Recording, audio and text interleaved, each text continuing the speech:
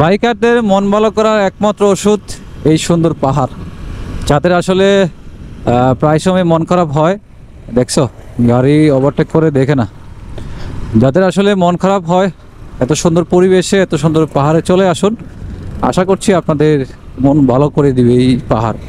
কারণ এই পাহাড় কাউকে নিরাশ করে না। যেই পাহাড়ের ডাকে পাহাড়ের কাছে চলে আসে, পাহাড় সুন্দর একটা শান্তি দিয়ে দেয়। যেই শান্তিতে ওয়াও, গাড়িটা কিন্তু বেশ চমৎকার, ভাল লাগছে। যখন টাকা হবে তখন কিনবো, এখন না।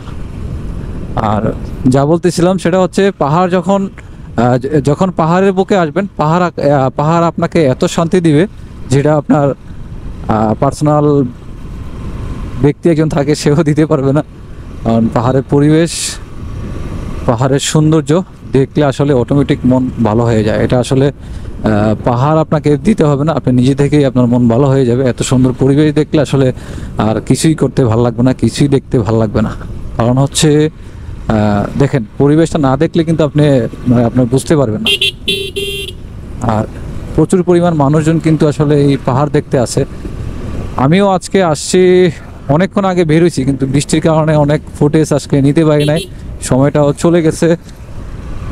আর বেশ খারাপও লাগছে আসলে, এত সুন্দর সময়টা অনেকদিন পরে বের করলাম, আসলে এনজয় করতে পারলাম না।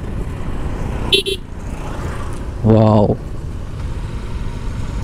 তো যাদের আসলে মন খারাপ থাকে, যাদের আসলে পারিবারিক সমস্যা থাকে, যাদের আসলে কোনো কিছুই করতে ভালো লাগে না, একটা বাইক আছে, হুদাই পাহাড়ে চলে আসেন, ভাল লাগবে। পাহাড় আপনাকে কখনো নিরাশ করবে না।